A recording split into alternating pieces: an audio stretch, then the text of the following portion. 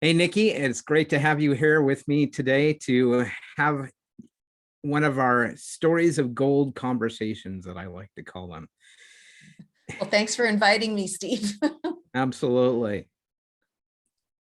So, Nicki, one of the things that I know about you from your bio is that you have also spent a fair amount of time in the world of corporate, I'm assuming corporate America, uh, 23 years. And one of the things you discovered was that what's common knowledge in corporate isn't necessarily common knowledge in small business. And one of the things that we see is the rate of failure among small businesses. We also see it among large businesses, but particularly where there's a huge risk of small businesses not lasting 5 years. So tell me a little bit about that. What was your corporate experience and what made you leave that environment? Sure. Just to give you a little bit of background, first of all, I'm Canadian. Don't hold it against me. I am Okay. Canadian. Okay. So, However, my corporate experience was literally with corporate America okay. because I worked for Hewlett Packard for 7 years. I was in sales where we were selling corporate business servers to oil and gas companies here in Calgary.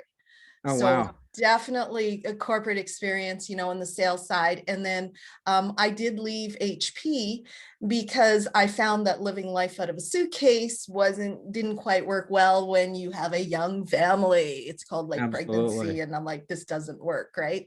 So when I realized that I wasn't meant to be a stay-at-home mom either, I decided to go back to work, and I ended up with an oil and gas service company, and I was with them for 16 years. And by the time I left, I was managing the Canadian operations of that company. I had 35 to 50 people reporting to me. So I was very engaged in that company. I was engaged in marketing. I was engaged in building my team, building systems. So we were getting consistent results, understanding our financials, how to make profit within the business. And what happened after you've been with the company for 16 years, and I'm sure a lot of people can relate to this, it's like, I got to do something different. Right. I have no idea, after 23 years in the corporate world, it's just one of those things that comes to you and say, you know what, I have to do something different. So I literally retired. I had no clue what I wanted to do. And until one day, about 6 months later, a colleague of mine came to me. This was back in 2014 when the price of oil had tanked and there were a lot of layoffs. And he came to me and he said, Nicki, I got laid off. He says, I want to take the severance package and I want to start a business. I know exactly what I want to do, except I have no clue how to start a business. And he said, you've got all this business experience. Will you help me? And I said to him, my exact words were, sure, why not? I have nothing better to do with my time. It How's was that like, for a pitch? yeah, I'm sitting here going, famous last words, right? And then 2 months later, somebody else came up to me and said, Nicki, I have been in business for 2 years now, and I'm not attracting the type of clients that I really want to work with. And I know you have all the sales experience. Will you help me? And that's when I kind of stood back, and it was like, like the heavens parted and the angels started singing. This is where they go hallelujah in the back.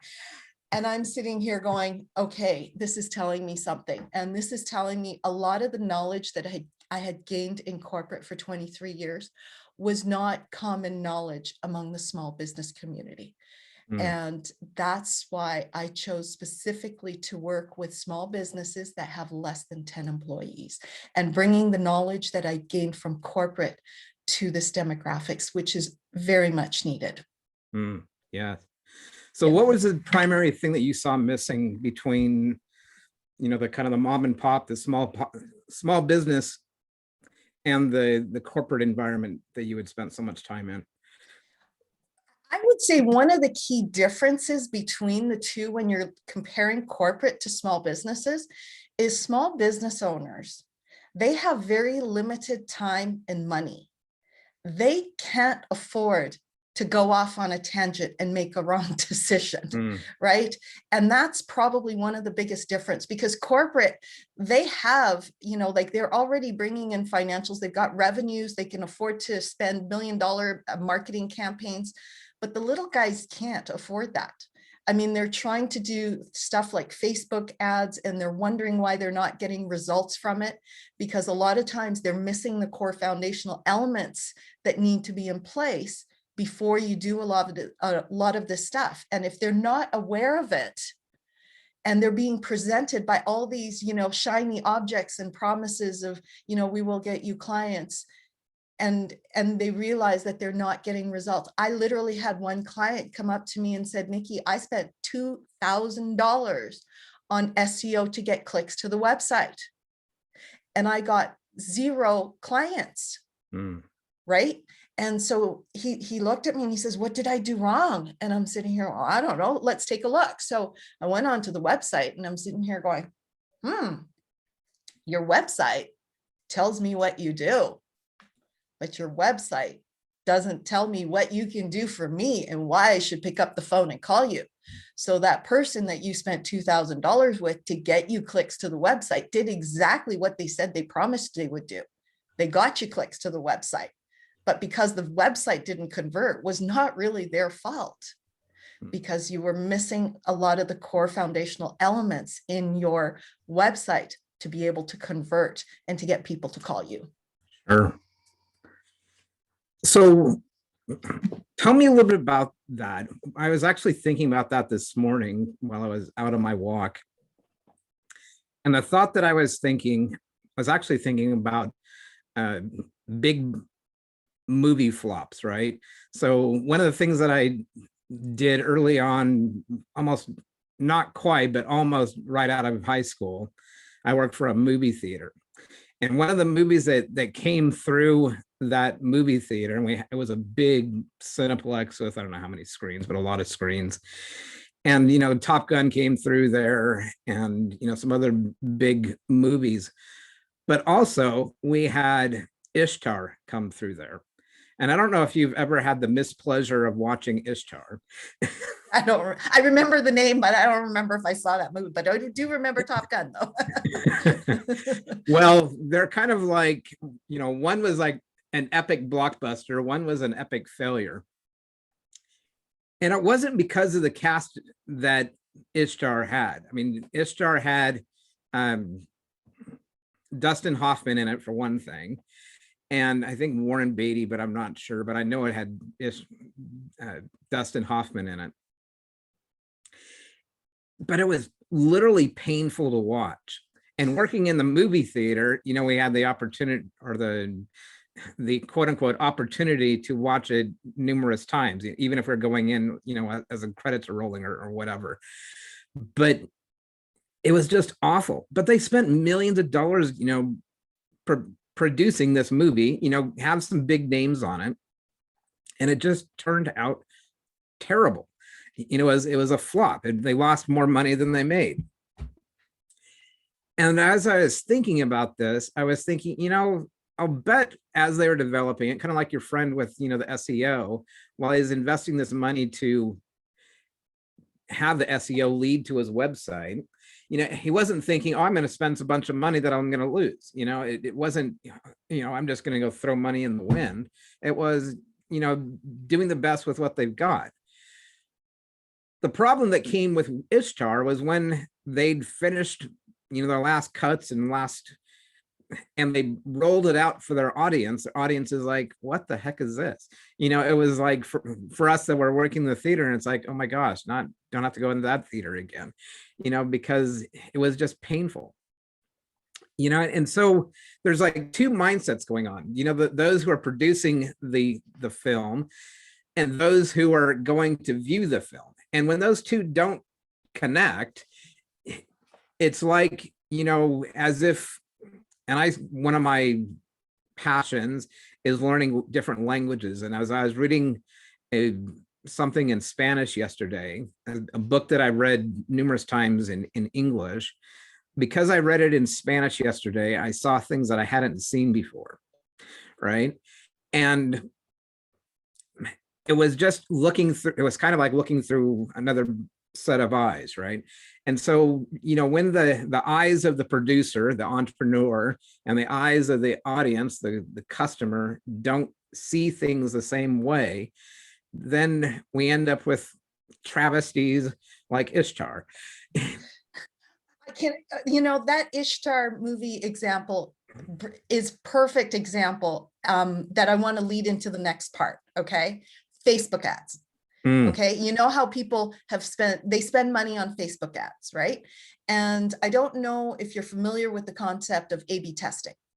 Yes. Okay, but I'm going to explain it in case somebody out there doesn't understand Sure. A/B testing. So when it comes to Facebook ads, is you've got the post, which is the picture that's supposed to attract people to the post, and then there's the text. And when you're doing Facebook ads, if you have a very good Facebook ad person, what they'll do is they'll take the same ad with the same text, but just change the image, and they'll test to see which one resonates with the audience most. So they're not going to spend like $1,000 on this campaign. They're going to start off with something small to see what the reaction is to this picture and the reaction is to that picture. So the difference is just the picture, but the text is exactly the same, and looking at the conversions. And what's interesting about that example, I know so many people who have done this A/B testing, and the image that did the best was not the one they expected.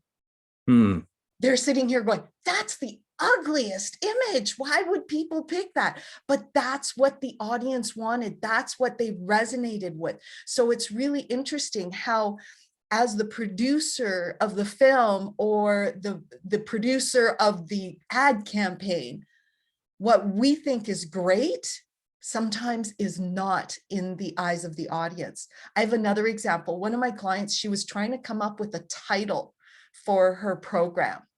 And I said, okay, well, put it into the group and do a survey. Give them about 5 choices and let's see what people pick. And it was an overwhelming majority that this one title was the absolute one that everybody was drawn to. And she came up to me, she said, Nicki, this is the one title I really hate the most. And I looked at her and I said, are you selling this program to yourself or to that audience? And she's like, oh, crap, I get it.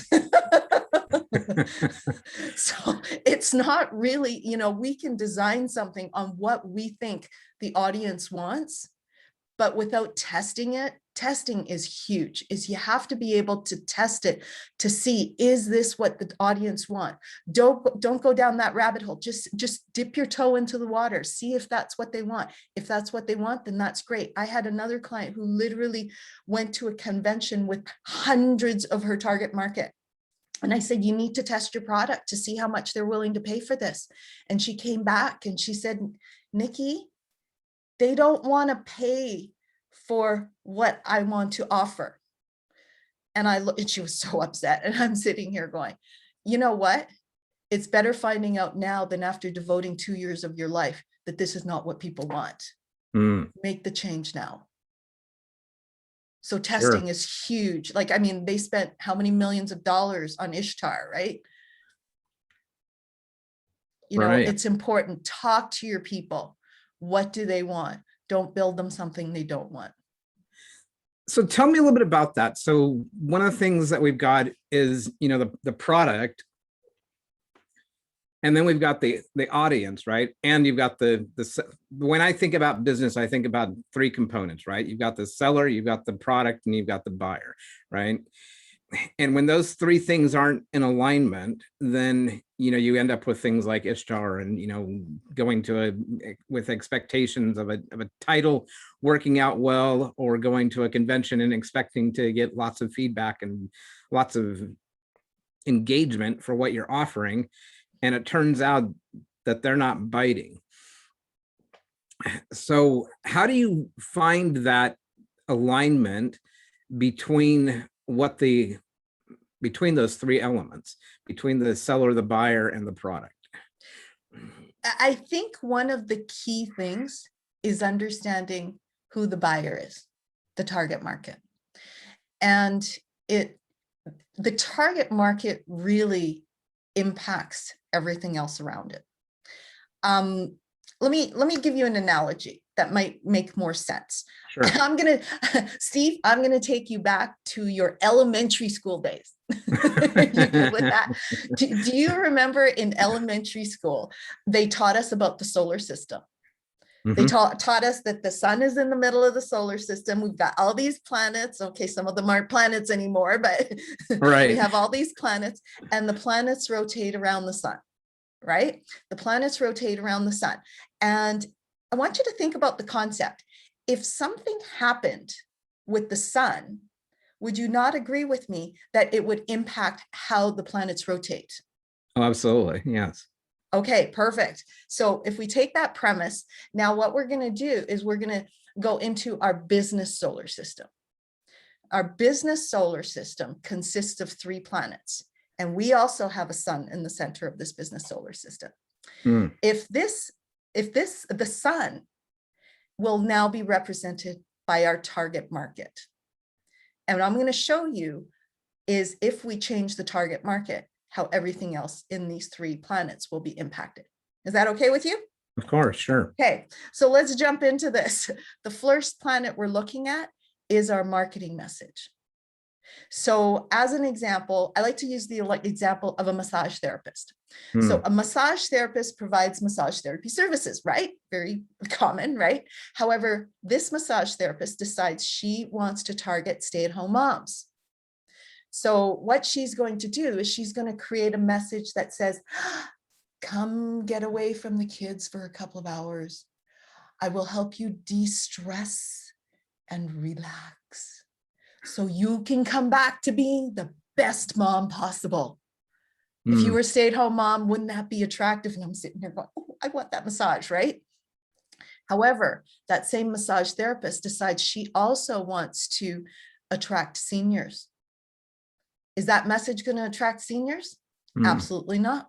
So the seniors, she might change her message to say, hey, look, I'm going to help you give you more mobility with your joints. And I'm going to be able to, remove some of your pain so you can enjoy your life pain-free and spend more time with your grandkids. Guess what? It's the exact same product, very different message. So you see how the target market switches the messaging. Right. So now that's the first planet. The second planet is now around the product strategy, is how we're going to deliver this product. And the second planet, so it's same massage therapist, stay-at-home moms.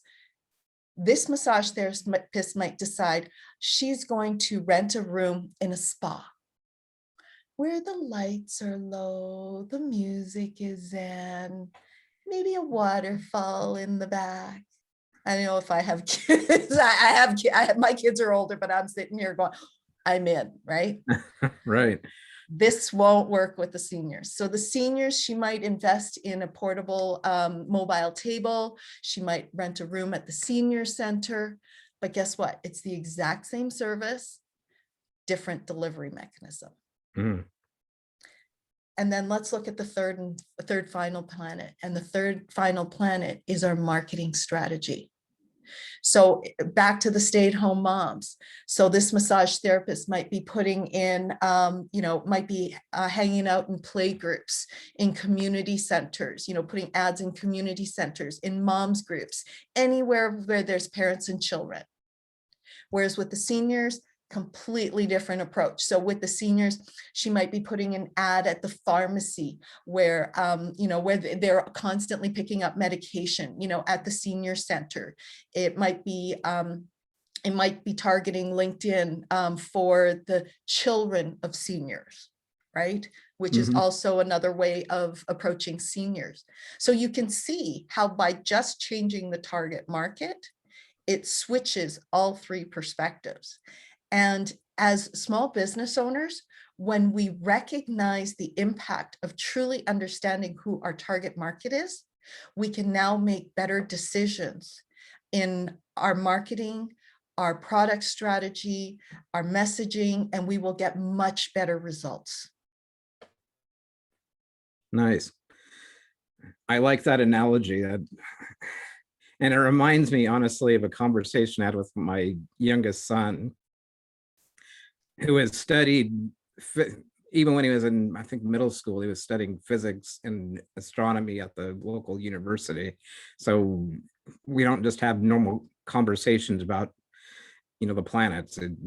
It takes about 2 seconds for him to go, totally straight over my head. So, but, his understanding of the solar system is far deeper than mine.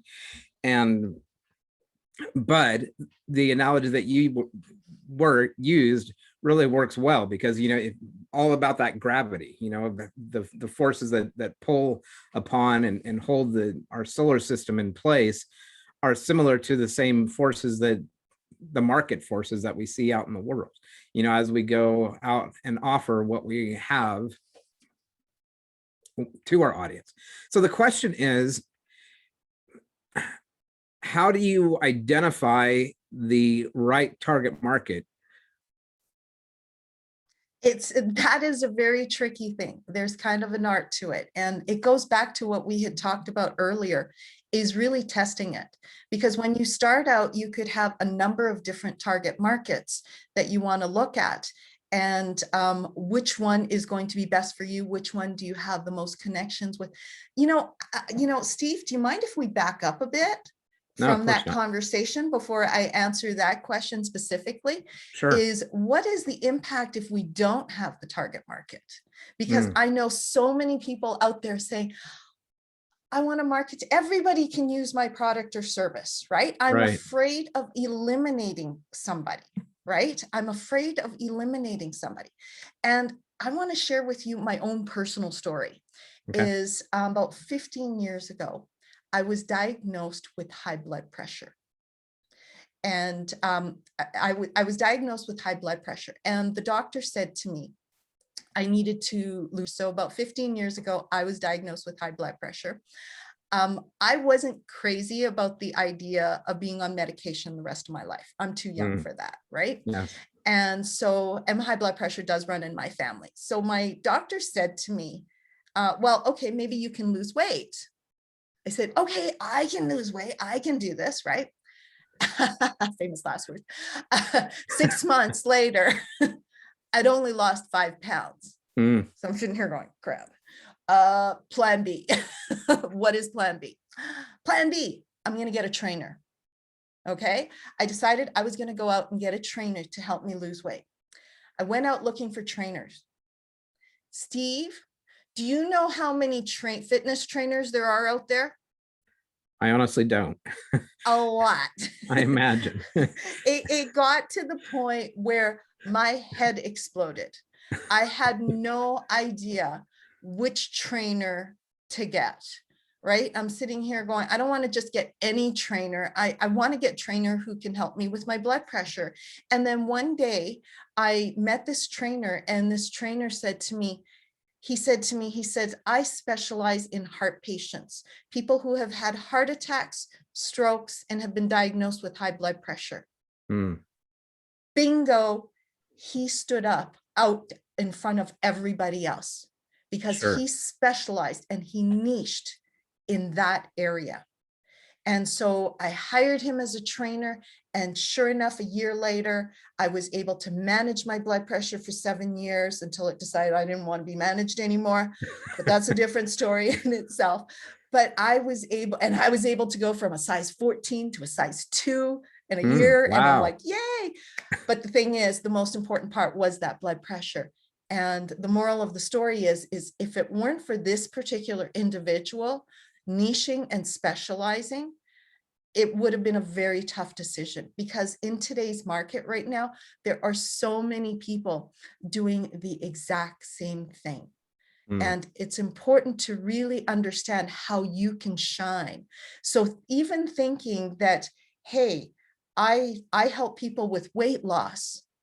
But if you say, I help people with weight loss after they've had kids, Mm, at post-birth weight loss, the person who, that there's plenty of people in that market, and they would much rather hire somebody who specializes in that area than somebody who is just a general weight loss person, because now they have more credibility, they understand me better, and that kind of thing. But guess what? The principles are exactly the same, yes.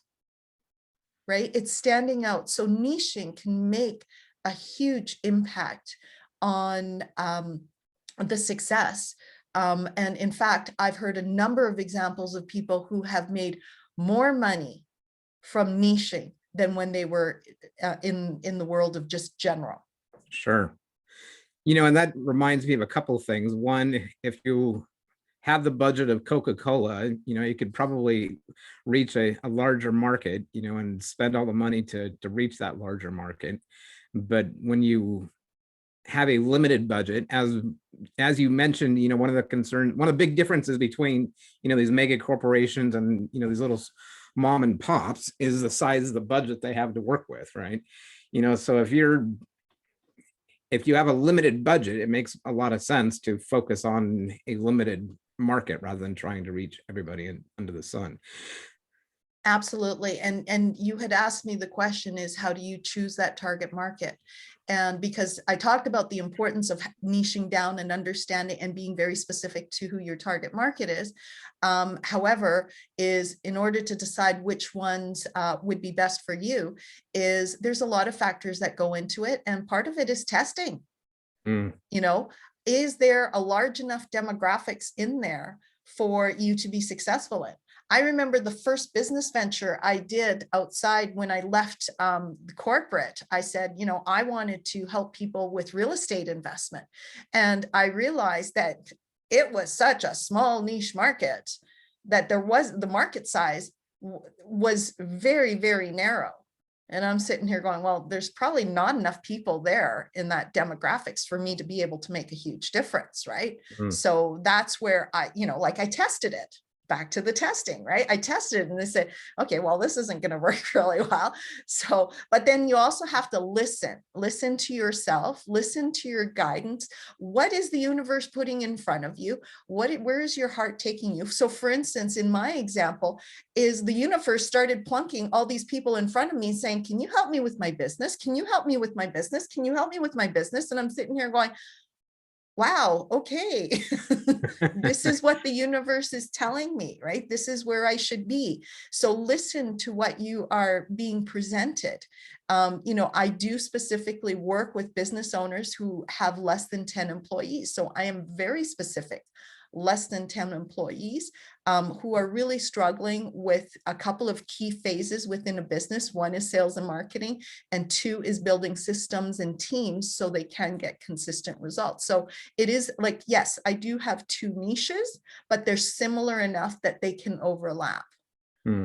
But you don't want 10 niches. Oh my gosh, no, because you don't have enough time to be able to go, go market to this one, market to that one. If I only have so many hours in a day, I wish there were more hours in a day, but there just isn't, right? So I have to be very specific as to where I'm spending my time and where I'm doing my advertising and where am I going to get the biggest bang for my buck.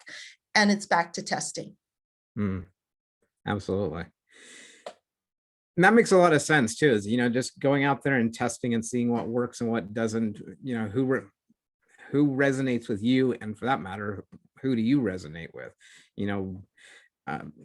I oftentimes think of marketing in similar veins to dating.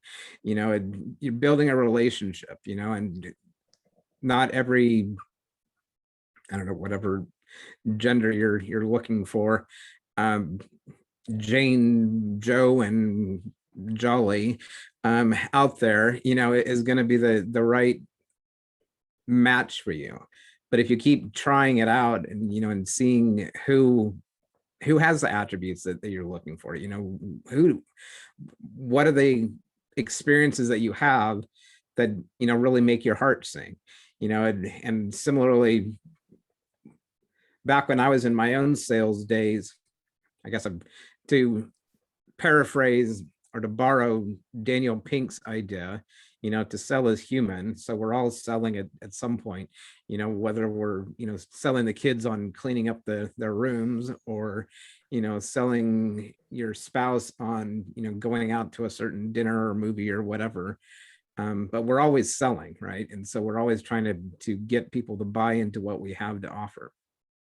But one of the ways that works, and I'd be curious to your thoughts on this, is just really finding where the communication flows the easiest, where it's not, where the friction is the least, where the discord is the least, right? Yeah. And I mean, yes, absolutely. Is you want the easiest way to get to your destination. And the way the way I like to describe it is what we don't want to be doing, because, as small business owners, we're really limited in terms of our time, money, and our stress factor, right? Right. We don't want to be trying to stick a square peg into a round hole. Right. So especially, I imagine, when you're dealing with high blood pressure, that you don't want mind's control. Exactly.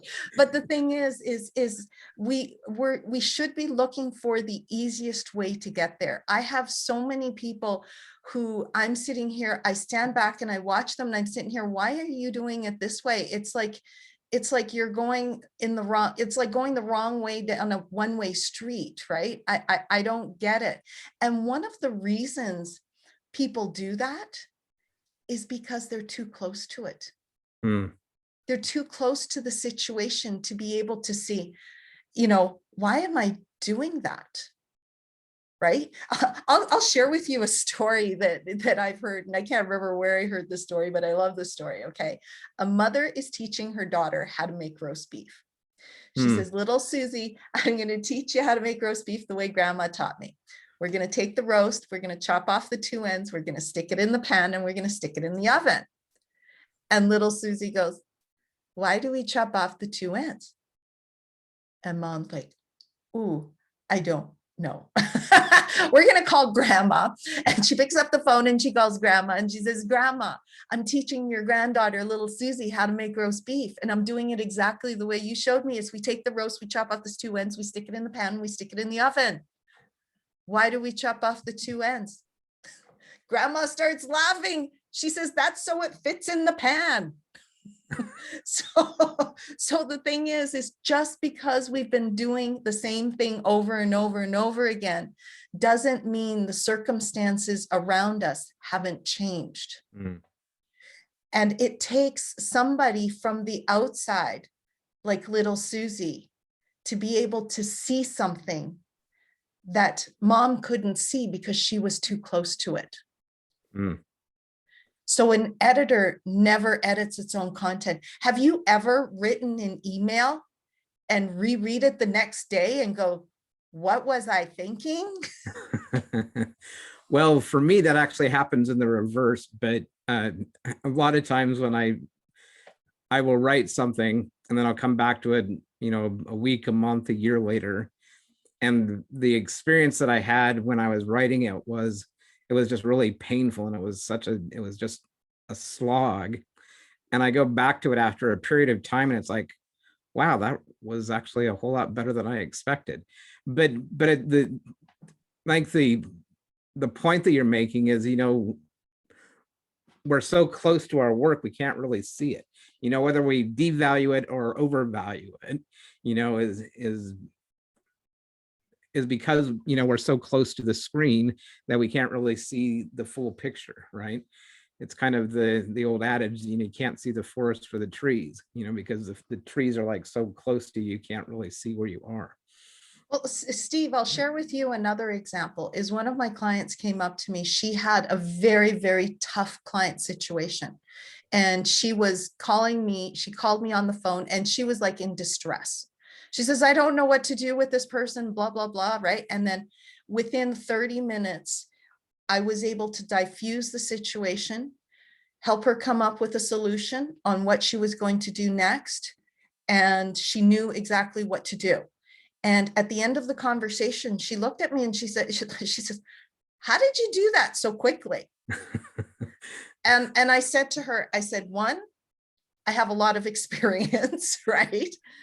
Two, I'm not emotionally engaged right now, whereas she was. And three, I'm looking at it from the outside in a more rational light. Absolutely. So it's not saying that she couldn't have come up with the same conclusion, but because she was so close to it, I was able to help her come to that conclusion way faster. So that's why it's important, and especially as small business owners, is having a team around us that we can bounce ideas off of that are outside our scope and that can help us see things that we wouldn't have otherwise seen. Even large corporations have this, and it's called the board of directors. Right. The board of directors are not typically within the organization, and sometimes not even in the same industry. There's a reason for that. Absolutely. Yeah.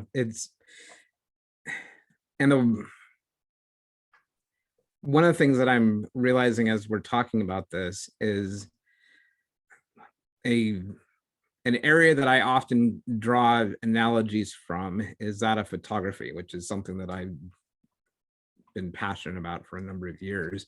Me too. Oh, really? Yes, that's fine. Awesome. That is really cool. Something else in common. But one of the things that I know about photography, and when I first began doing photography, I was terrible. I mean, like really terrible. And it was through taking lots of photos, trying lots of things out, and taking notes. It's like I'd go back. I got one of my practices was going out at 6:30 every morning, and taking some photos. And after each photo, I'd bring out my notebook and I'd say, okay, well, this is what worked best on this photo. This is what didn't work well in this photo. And then the next day I'd look at my notes and go back out and say, okay, I'm going to try this. I'll improve it by doing this, and I'll, not do this, and I'll do more of this. Right. And one of the things that you're pointing out with regards to listening to our audience, to our customers, is that they have a better angle than we do on our offer, right? We have the angle on our offer from the point of view of, this is what I'd really like to sell you, but we don't really have clarity as to what's going on inside their heads or their lives or, their story. And so by not inviting them into the picture, so to speak, we don't get the advantage of seeing through their eyes. And so it's like, we're trying to take a photo with maybe with a lens cap on, if you've ever tried to do that. But yeah, back in the old days, I think you couldn't tell whether the lens cap was on or not. Right. You'd still see the image. But once you take the lens cap off, and get that customer's perspective on what you're trying to do, you end up with a whole lot better picture of the situation, right?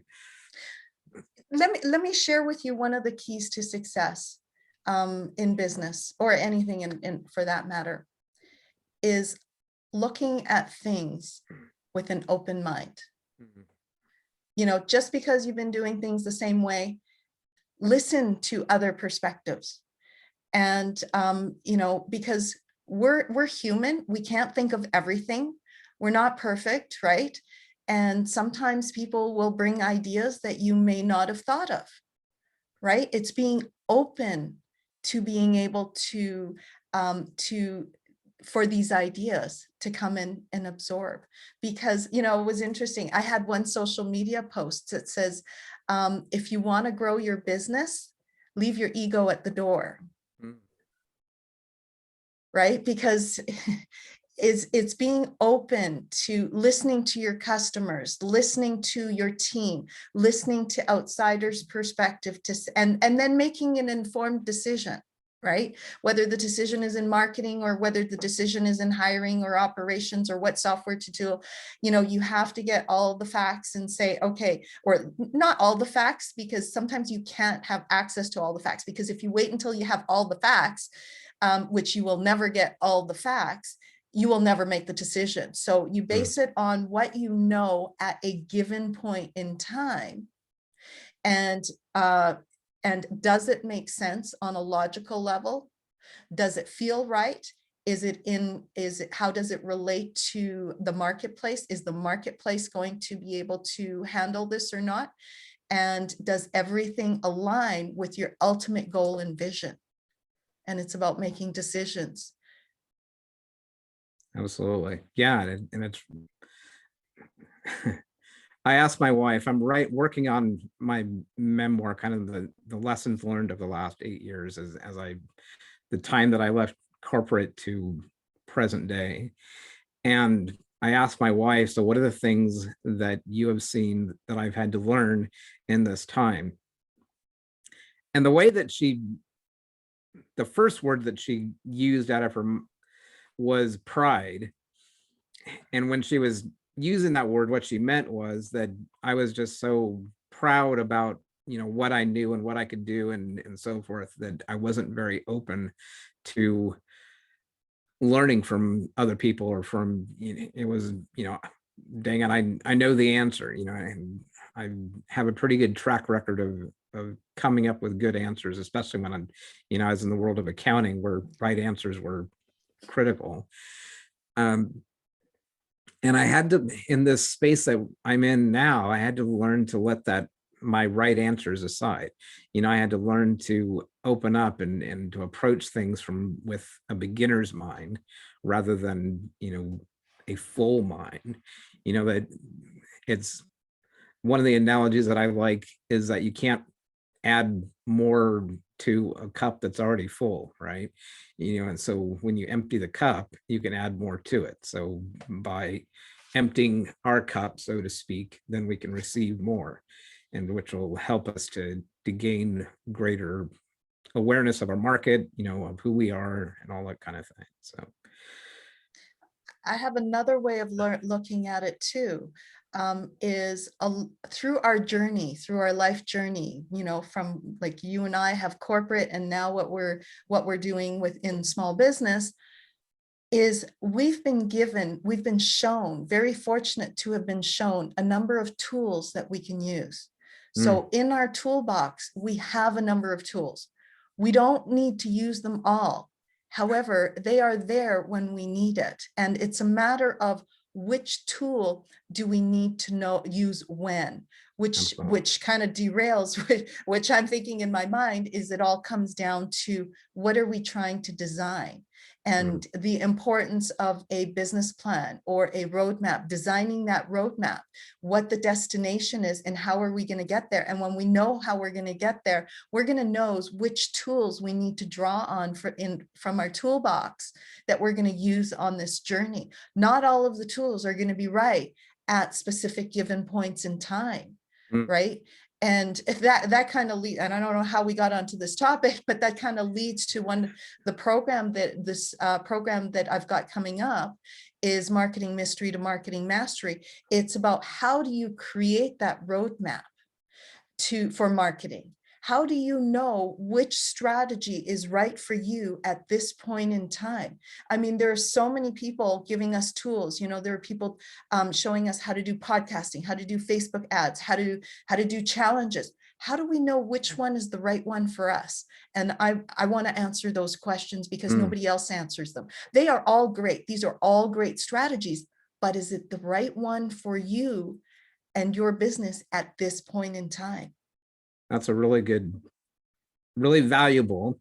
And honestly, I'm thrilled that you're offering that because it's a frustration that I've had a lot of times is, when the thing that we're selling is ice picks, then, two things. One, too often we think the solution is always the ice pick, but two, getting clear on who is it that needs those ice picks, And I don't even know why ice picks came to mind for me, but Do they even have ice picks anymore? I don't know. I know we don't have to. I remember using them when I was a kid, and our ice box, our freezer would get all that ice on it, but we don't deal with that anymore. And so I don't. No, I think people still use ice picks in bars for Breaking up the ice. Okay. yeah, I have seen them in bars. Okay. I haven't been Can't in a say I bar in frequent years. bars, So not these days. Not yeah. these days, but yeah. Anyway, but I like the idea that, depending on where you are in your journey, determines what tool you need, right? When you're going through a dark forest, you probably need a flashlight. When you're fording through a stream, you probably need hip boots or something, or when you're climbing a mountain, you need different tools than you need in other places. And by being clear as to where you are, you can better choose which tool to use. Exactly, exactly. And it's the same thing with marketing. And one of the reasons I created that program was because I had seen way too many of my clients not like they were spending money in places. And I'm sitting here going, well, yeah, that works, but it's not for you at this point in time because you're missing a couple of things before we get there, right? Sure. And that's when I recognized that there wasn't really, I've never seen a program like that. Like everybody specializes in different marketing strategies, and absolutely we need those marketing strategies. Don't ask me to teach a course on podcasting. I am not the right person to teach you, but I do know that podcasting is a very powerful tool if you're at a certain stage with your business. Sure. Or if you have a specific type of target market, right? So if your target market doesn't listen to podcasts, I'm going to say, well, maybe we should rethink the podcasting theory. Right. Excellent. So I mean, it's tough decision. There are so many choices out there. It's very difficult to say what is right or what is wrong. The best you can do is understand what questions you need to ask yourself when making these decisions. Yeah. Well, thank you, Nicki. I really appreciated your time and all your experience and wisdom that you shared with us today. I have a question for you that I like to ask at times, and that is, when it comes to creating a richer story, what would you say would be as key to creating that richer story with your audience? A richer story. I'm going to gear that towards business owners. Okay. And Please.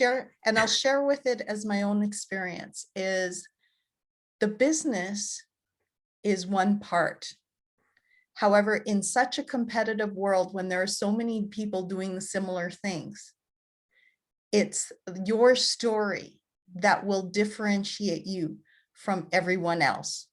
So when it comes to your story, I'm going to say, don't be afraid to share it. Wow. Thank you. So the last thing I'll ask you is, how will people find out more about what you have to offer, and perhaps how they might learn more about this marketing? And I'm totally marketing mystery to marketing mastery program. Probably one of the first steps is I am offering your listeners a gift, and the gift is the business toolkit. And the business toolkit has 3 things in it. It has over 101 marketing ideas to get you more sales. Because I know we're always kind of coming up with a block. Maybe there's an idea there that you've never even thought of. And with a lot of business owners right now, we're moving more towards webinars and masterclasses. So the second item in there is 5 steps to promote your masterclass or your event. Wow. And it'll give you some of the steps that you can be taking to get there. And the other thing is, we are all very busy people, and especially as small business owners, there's never enough hours in the day. I have procrastination to productive, how to get more done with less stress.